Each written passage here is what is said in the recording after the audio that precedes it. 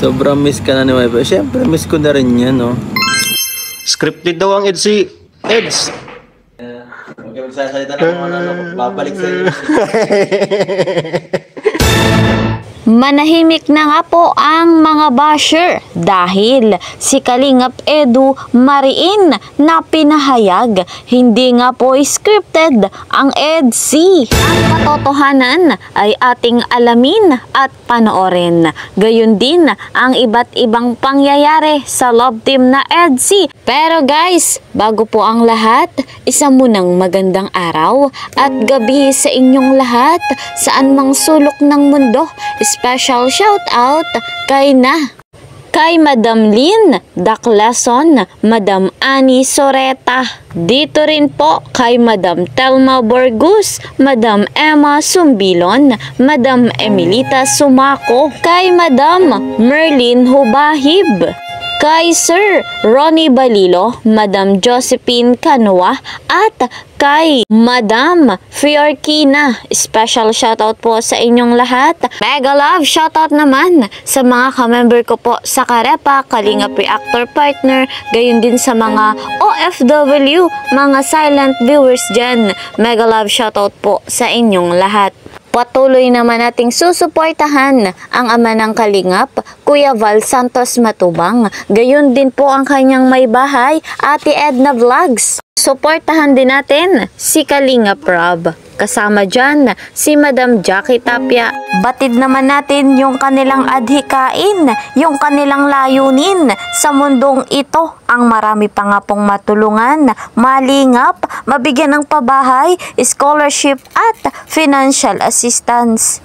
Ako naman na inyong lingkod, patuloy po na naglalambing at humihingi ng suporta sa bago pa nga po sa aking munting channel. Please po subscribe, like and share my videos at para po lagi kayong updated, huwag niyong kakalimutan, click the notification bell. Dito na nga po tayo sa ating topic. Talagang hindi nga po scripted ang EDC. Ayon yan sa pahayag ni Kalingap Edu. Pero guys, bago tayo tumungo sa video, eto muna yung good vibes.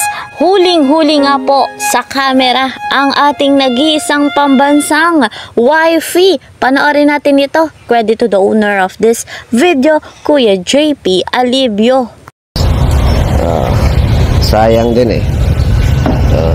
Ayan guys, si Erle. Ayan, si Erle, ayan. Kita nyo guys, si Erle yun. Tapos yung isa nasa poste, si Bibibiansi yan guys. Sino ang inantay nyo dyan, ha?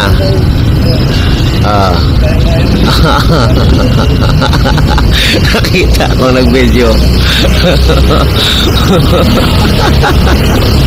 Pambihira talaga. Nakita nyo guys. Sabi ko sa inyo eh, inantay yan sila, may inantayan guys. Malayo yan, malayo. Maano lang yung camera natin eh. Tapos meron din ako nakita dito guys. Ayun,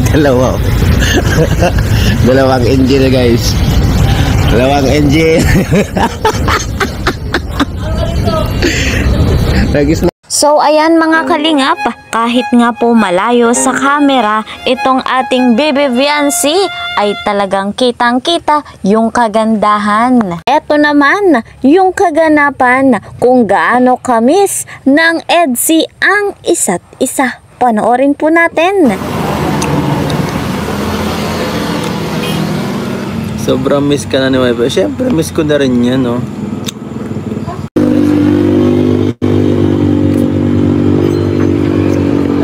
Bakit ang ganda ni Bense? Ganun talaga. Ano yan eh?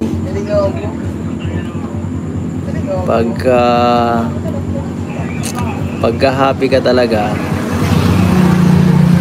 palagi nakaka-bloom. Sobrang ganda naman po talaga ni Viancy kahit nga po walang make-up. Eto na guys, dito na tayo sa kung papaano nga po ni Kalingap Edu pinagdiinang hindi nga po scripted ang EDC. Panoorin po natin ito. Credit to the owner of this video, Red Zane Vlog. Kasi Love Team EDC kasi, ay grabe. Scripted daw ang EDC. EDS.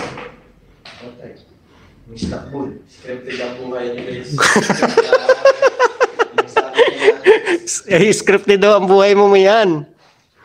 Scripted ang buhay mo yan.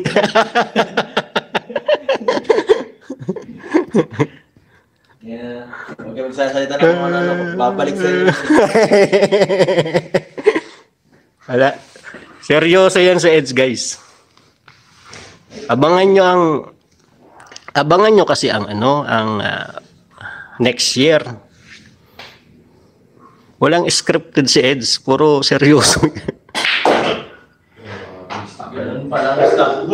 Kapansin-pansin talaga kung gaano nga po kaseryoso ang ating nag-iisang pambansang hobby. Kung papaano niya ipinakikita yung kanyang pagmamahal dito nga po kay wifey. Ayon pa nga po sa pahayag ni Kalingap Edu, babalik sa mga basher yung kanilang sinasabing scripted ang EDC. Napakalinaw naman mga kalingap, napakaganda ng chemistry ng tambalang ito. Kung ating nababatid na seryoso si Kalingap Edu dito kay Viancy, kapansin-pansin din naman ang pagiging seryoso ni Viancy. Mahal na mahal nila yung isa't isa. Kaya po kahit ano nga pong sabihin ng mga basher, dapat silang manahimik dahil hindi nga po scripted ang EDC. Kung nangyari sa Don Joy, tiyak na tiyak tayong hindi nga po mangyayari dito kay Viancy at kay Papa EDS. Marami mang mga viewers, marami mang supporters ang nag-aalala sa tambalang EDC. Umasa po tayo, kumapit po tayo na forever love ang love team na ito.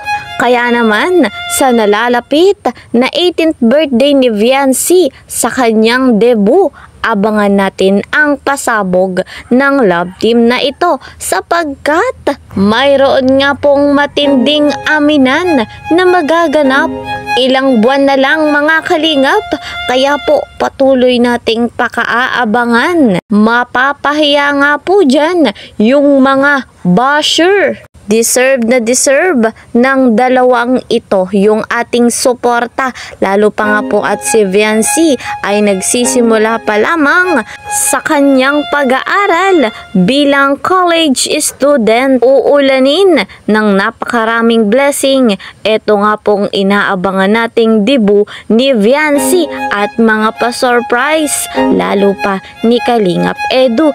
So guys, ito po muna ang ating update. See you guys mga kalingap sa next video. Mag-iingat kayo palagi. God bless everyone. God bless Team Kalingap. Bye-bye.